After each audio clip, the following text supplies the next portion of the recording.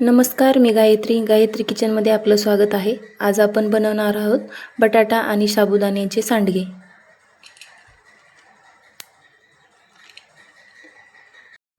बटाटा आणि साबुदाण्याचे सांडगे घालण्यासाठी आपण इथे अर्धा किलो साबुदाणा घेतला आहे आणि 4 बटाटे घेतले आहेत.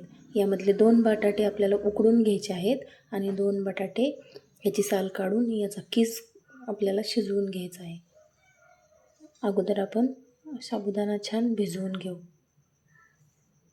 साबुदाणा आपण स्वच्छ धुवून घेतला आणि आता याला भिजत घालायचं आहे. त्यासाठी साबुदाणा भिजेने एवढं पाणी आणि थोडंसं वर एवढं पाणी आपण यामध्ये घालून ठेवलं आहे. आता याला 5-6 तासासाठी भिजत घालूया किंवा रात्रभर भिजवलं तरी चालतं. उपासाचे सांडगे बनवण्यासाठी आपला साबुदाणा छान भिजला आहे. याला आता सुट्टा करून घेऊया.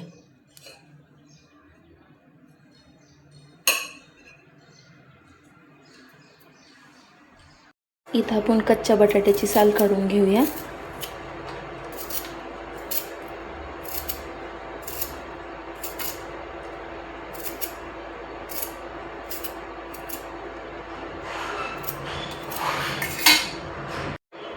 दोन बटाटे आपण पाण्यात किसणीने किसून घेऊया.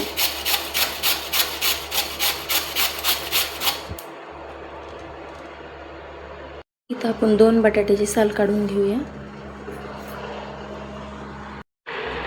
इथं आपल्या पाण्याला उकळी आली आहे, तरी आपण आता तो कच्च्या बटाट्याचा किस यामध्ये शिजवून घेऊया. थोडंसं मीठ घालू.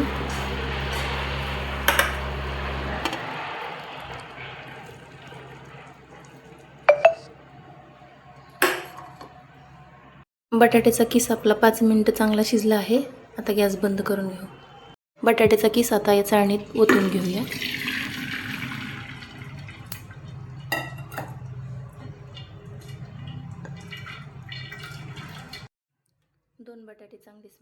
बटाटे स्मॅश करून घेतले.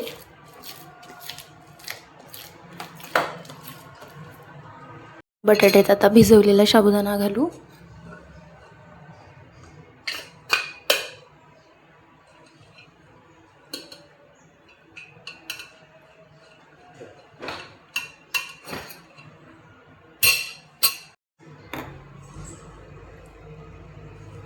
मिरची यामध्ये जास्त घालायची नाही, कारण ठसका लागतो खाताना. तळल्यानंतर वरून तुम्ही लाल मिरची पावडर टाकू शकता. मीठ घालू.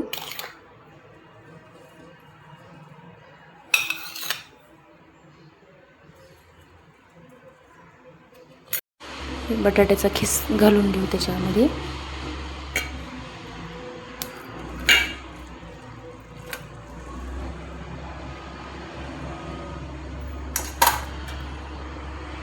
उकळलेला बटाटा आणि या बटाट्याचा खिस आता चांगला एकजीव करून घेऊ. आता आपण हे साबुदाणा बटाटा चांगले एकजीव करून घेतला आहे. आता सांडगे घालून घेऊया.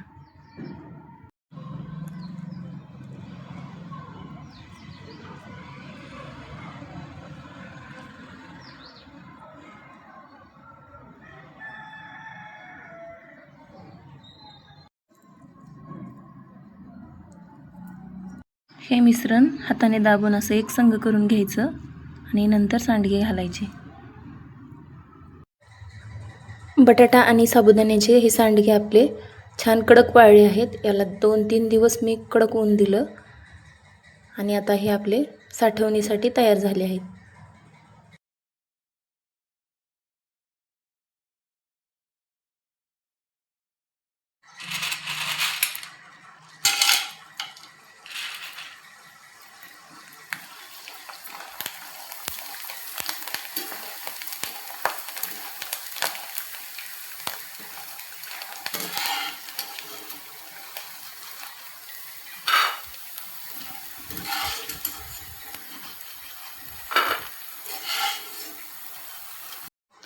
सांडगे तळून घेतले आणि त्यामध्ये शेंगदाणे आणि हिरवी मिरची घातली.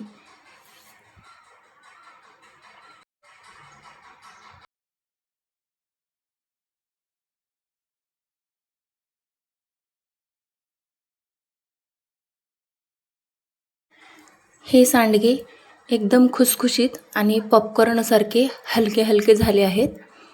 तुम्हाला जर आणखीन तिखट आवडत असेल तर यावरून लाल मिरची पावडर घालू शकता. तुम्हाला जर माझा व्हिडिओ आवडला असेल तर व्हिडिओला लाईक आणि गायत्री किचन या चॅनलला सबस्क्राईब करा. धन्यवाद.